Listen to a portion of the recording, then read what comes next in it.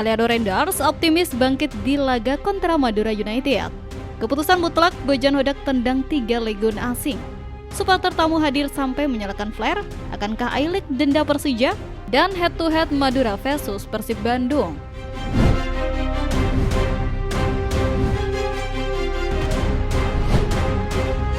Head to head Madura versus Persib Bandung. Sejarah mencatat bahwa Pulau Garam bukanlah tanah yang angker bagi Maung Bandung, melainkan ladang poin yang ramah bagi ambisi juara kita. Jelang laga tandang krusial ke markas Madura United, ada satu fakta statistik yang membuat dada kita membusung bangga. Rekor pertemuan atau head-to-head menunjukkan bahwa Persib Bandung masih terlalu perkasa bagi Laskar Sape Kerap. Di mana dari 5 laga terakhir, Laskar Sape Kerap masih belum mampu mengalahkan Persib. Mereka hanya bisa menahan imbang 2 kali, sedangkan 3 laga lainnya berakhir dengan kekalahan. Data ini bukan sekedar angka di atas kertas, tapi bukti bahwa secara mentalitas dan tradisi, kita berada satu level di atas lawan. Keunggulan statistik ini menjadi modal psikologis yang sangat mahal. Para pemain Persib berangkat ke Madura bukan dengan perasaan was-was, tapi dengan kepercayaan diri bahwa mereka tahu cara menaklukkan lawan ini. Madura United mungkin tim kuat dengan materi pemain bagus, tapi sejarah membuktikan bahwa mereka sering kesulitan menghadapi gaya main pragmatis dan disiplin yang diusung Persib, terutama di era Bojan Hodak. Kita tahu celah mereka, kita tahu cara meredam agresivitas mereka, dan kita tahu cara menghukum kesalahan mereka. Namun, catatan manis ini tidak boleh membuat kita jemawa. Sejarah hanya membantu jika kita menjadikannya pijakan, bukan bantal untuk tidur. Madura United pasti punya motivasi berlipat untuk memutus rekor buruk tersebut. Mereka ingin menodai sejarah dominasi Persib. Oleh karena itu, McLeod dan kawan-kawan harus tetap waspada. Dominasi head-to-head ini harus dipertegas dengan penampilan garang di lapangan selama 90 menit.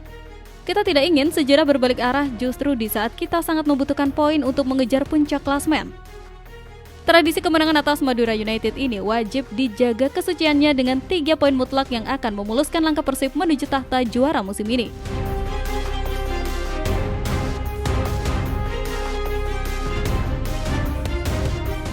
Eliano Renders optimis bangkit di Liga kontra Madura United. Kekalahan di Asia tidak melunturkan mental baja Eliano Renders, justru menjadi cambuk yang memaksanya tampil lebih gila di kompetisi domestik.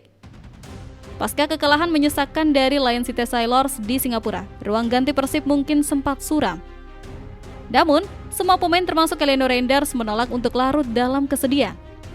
Pemain yang kini menjadi andalan di sisi sayap ini secara terbuka menyuarakan optimismenya untuk bangkit saat melawan Madura United. Bagi Eliano, laga melawan Lion City tersebut memberikan pelajaran berharga tentang intensitas dan fokus. Dia terkesan dengan atmosfer Asia, tapi dia sadar bahwa nasi sudah menjadi bubur di laga tersebut. Fokusnya kini beralih total ke Madura. Eliano menegaskan bahwa Persib punya kualitas untuk segera kembali ke jalur kemenangan. Dia tidak ingin mentalitas tim runtuh hanya karena satu hasil buruk. Pernyataan optimis dari pemain berdarah Indonesia Belanda ini sangat penting untuk mengangkat moral rekan-rekannya. Dia ingin menularkan semangat petarung yang dia bawa dari Eropa. Bahwa tim besar tidak dilihat dari kapan mereka jatuh, tapi seberapa cepat mereka bangkit. Eliano siap berlari lebih kencang, berduel lebih keras, dan mengirim umpan lebih akurat di Madura nanti. Sikap positif Eliano ini adalah oase di tengah padatnya jadwal dan tekanan ekspektasi. Dia mengajak kita semua untuk move on. Kompetisi masih panjang dan peluang juara masih terbuka lebar. Laga melawan Madura United adalah panggung pelampiasan yang sempurna. Eliano ingin memastikan bahwa amarah positif dari Singapura akan diledakkan di gawang Madura United. Dia ingin memberikan bukti bahwa Persib adalah tim yang tidak bisa lama-lama ditekan. Keyakinan tinggi Eliano Renders ini harus menjadi energi yang menggerakkan seluruh mesin permainan Persib untuk melindas Madura United tanpa ampun.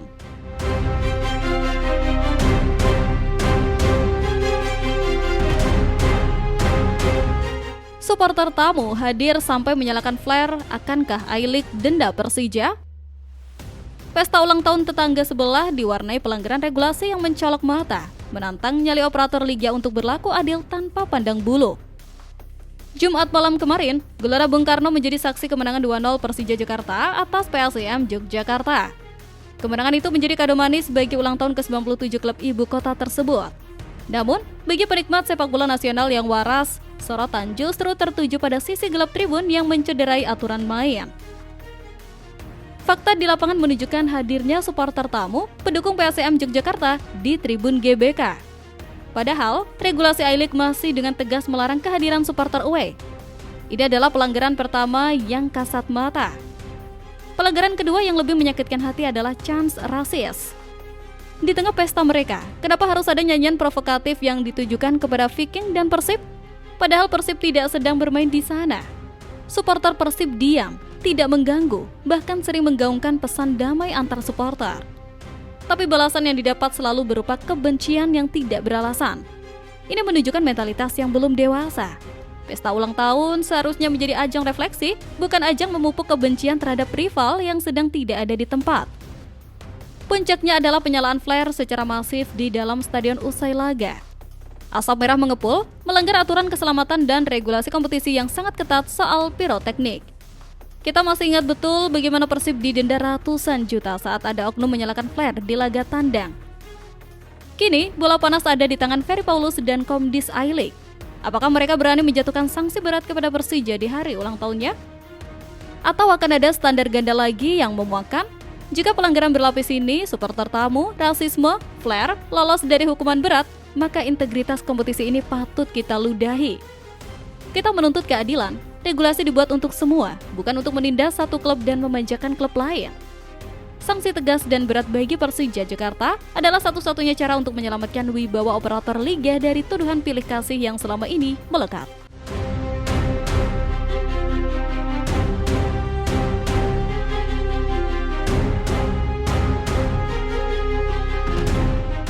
Keputusan mutlak Bojan Hodak tendang 3 legiun asing.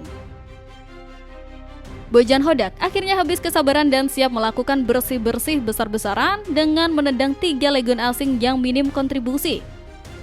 Kabar panas berembus kencang dari ruang ganti Persib jelang paruh musim. Bojan Hodak dikabarkan telah mengambil keputusan mutlak untuk mencoret 3 pemain asing sekaligus.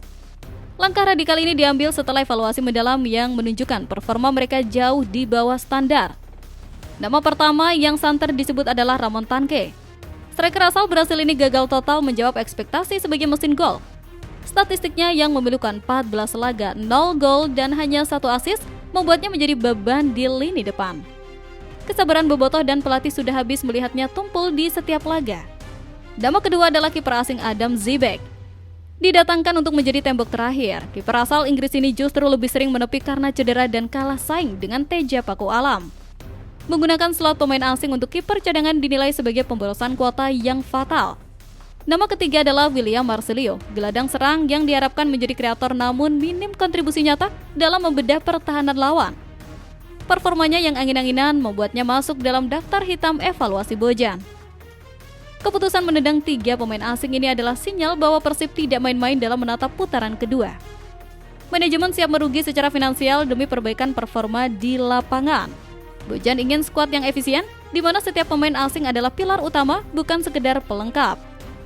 Cuci gudang ini membuka peluang bagi masuknya wajah-wajah baru yang lebih segar dan lapar gelar.